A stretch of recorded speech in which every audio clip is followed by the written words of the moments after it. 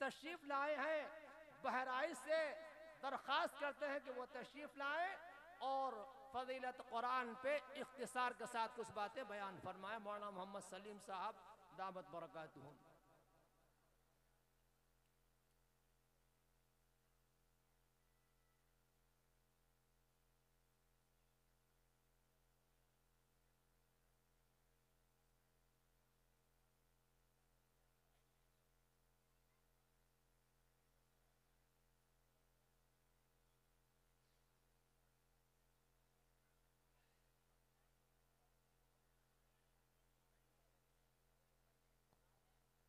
अल्हम्दुलिल्लाहि Kaffa वस्सलामुन अला इबादिहिल्लज़ीना इस्तफ़ा अम्मा बाद फ़अऊज़ु बिल्लाहि मिनश शैतानिर रजीम बिस्मिल्लाहिर रहमानिर रहीम इन्ना नहनु नज़्ज़लना ज़िक्र व इन्ना लहू लहाफ़िज़ून वक़ाल रसूलुल्लाहि सल्लल्लाहु अलैहि वसल्लम तबर्रक बिल क़ुरआन फ़इन्नहु कलामुल्लाह व ख़रज मिन औ कमा क़ाल अलैहिस्सलातु वस्सलाम फ़सैहिल या इलाही कुल्ला साबिन बिहुर्मति सय्यिदिल अबरार सैहिल या रब्बि सल्लि व सल्लिम दाइमन अबदा अला हबीबिका खैरिल खलक़ि कुल्लिहिम।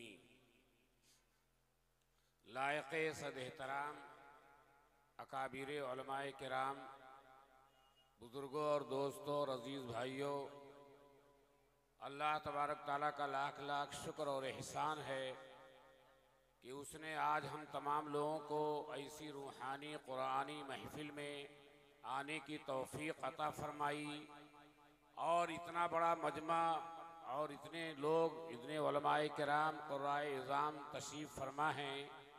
ये सारी मेहनत हज़रत मौलाना क़ारी मोहम्मद अतहर साहब अफ़गानी क़ासिमी की मेहनत का समरा है जो आपके सामने नज़र आ रहा है। अल्लाह तबारक ताला ने उनकी मेहनत को उजागर किया, जिसका नतीजा आपके सामने है कि अभी काफ़ी बच्चों के सरों पर दस्तार बांधी गई। दोस्तों अजीज़ों, हमारी और आपकी सबकी कामयाबी तो सिर्फ कुरान के लौ लगाने से, कुरान से वाबस्ता होने में अल्लाह तबारक ताला ने हम तमाम लोगों को तौफीक दी है। और हज़रत मौलाना क़ारी मोहम्मद अतहर साहब को भी अल्लाह ने महज अपने तौफीक और करम से इतनी बड़ी कुर्बानी करने का हौसला और जज्बा दिया। हौसला और जज्बा भी अल्लाह ही की तरफ से अता होता है। दोस्तों अजीज़ों, अल्लाह अगर तौफीक दे दे तो सारे वसाइल के कमी के बावजूद आदमी बड़े से बड़े आमाल कर सकता है, और अगर अल्लाह तौफीक न दे तो दोस्तों अजीज़ों सारे वसाइल होने के बावजूद आदमी कुछ नहीं कर सकता है। इसीलिए जिगर ने कहा है, मेरी तलब भी किसी के करम का सदका है, कदम ये उठते नहीं उठाए जाते। अल्लाह ताला की तरफ से तौफीक होती है तो आदमी बड़े से बड़े आमाल कर लेता है। इतने बड़े मजमे का यहाँ आना और बैठना ये अल्लाह और उसके रसूल की मोहब्बत की अलामत है। अभी आपके सामने नाज़िमे जलसा दामत बरकातुहुम ने एक वाक़या बयान किया था कि एक सहाबी ने हम्दो सना बयान की तो आका ने इनाम दिया। हजरत इब्राहीम अलैहिस्सलाम अपनी बकरियां चरा रहे थे और एक शख्स का गुजर हुआ और उसने अल्लाह की हम्दो सना बयान की।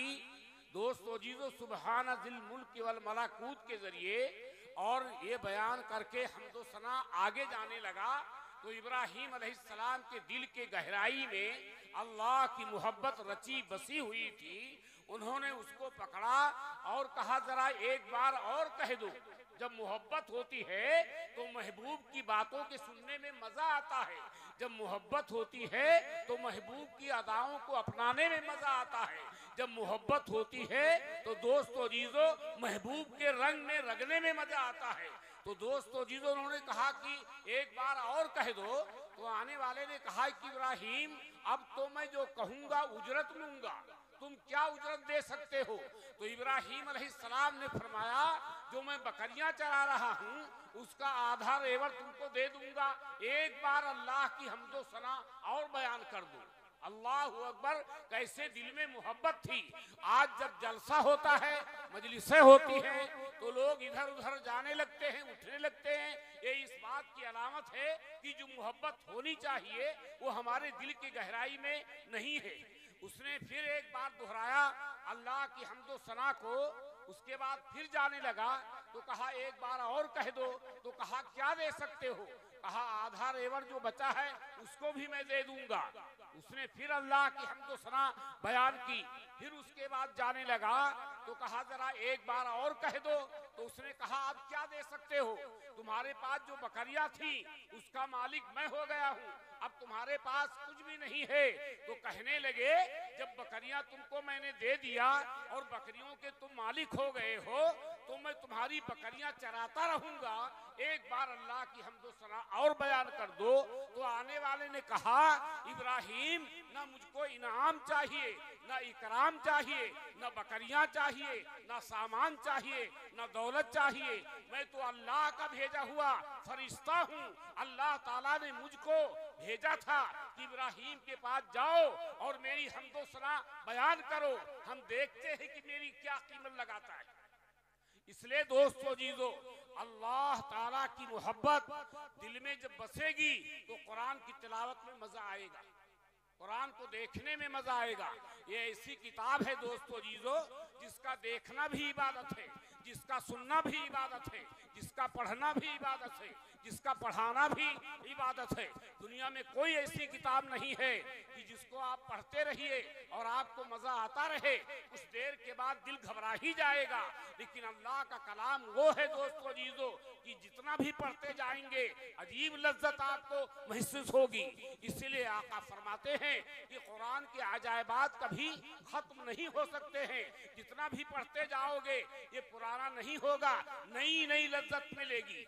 इसलिए हजरत अक़दस थानवी रहमतुल्लाह अलैह फरमाते हैं कि काबा मजहरे तजल्लियाते रब्बानी है और हाफिज का सीना मजहरे सिफाते रब्बानी है। ये हाफिज का सीना है, इसमें कुरान महफूज है। एक बार इलाहाबाद में एक जलसा हुआ था जिसका मौजू था कि मुसलमानों के बका और तहफ़्फ़ुज़ के क्या असबाब अख्तियार करना चाहिए, इससे मुसलमानों की बका हो सके, तहफ़्फ़ुज़ हो सके। उस जलसे में बड़े बड़े उलमाए किराम तशरीफ लाए थे। आखिरी तकरीर आरिफ बिल्लाह हजरत मौलाना मोहम्मद अहमद साहब प्रतापगढ़ी की होनी थी। आखिर में जब वो बैठे तो उन्होंने ये आयत की तिलावत की कि हमने कुरान को नाजिल किया, हम ही कुरान की हिफाजत करेंगे। तो हजरत फरमाते हैं कि जब अल्लाह कुरान की हिफाजत करेगा तो कुरान के पढ़ने वालों की हिफाजत करेगा, कुरान के पढ़ाने वालों की हिफाजत करेगा, कुरान के सुनने वालों की हिफाजत करेगा और इसमें जो ताउन देंगे अल्लाह उसकी भी हिफाजत करेगा। इसलिए दोस्तों जीजो, अल्लाह के कलाम से वाबस्ता हो जाओ, अल्लाह के कलाम की तिलावत करो। ये ऐसा कलाम है जो अल्लाह से निकला हुआ है, ये कभी कभी फना नहीं हो सकता है। जैसे अल्लाह बाकी है उसका कलाम बाकी है। इसलिए मुर्शिद आलम फरमाते हैं तेरे हाथ में हो कुरान और तू दुनिया में रहे परेशान, और तेरे हाथ में हो कुरान और तू दुनिया में रहे नाकाम, और तेरे हाथ में हो कुरान और तू दुनिया में रहे गुलाम। गुलामी नफ्स की हो या शैतान की हो या किसी की हो, नहीं नहीं, ए मेरे मानने वाले मुसलमान, इक़रा व रब्बुकल अकरम, तू कुरान को पढ़, तेरा रब तेरा इकराम करेगा। जब रब इकराम करेगा दोस्तों जीजो, तो दुनिया की कोई ताकत हमें जलील नहीं कर सकती है। हमारा हर जगह इकराम होगा। हम जहाँ जाएंगे हमको लोग कहेंगे कुरान वाले आ गए, अल्लाह वाले आ गए। एक नक्शबंदी बुजुर्ग का एक कब्रिस्तान से गुजर हुआ था, वो वहाँ पर मुराकिब हुए और मुराकिबे के बाद उनके जहन में ये बात आई कि यहाँ के मुर्दों को तकलीफ हो रही है।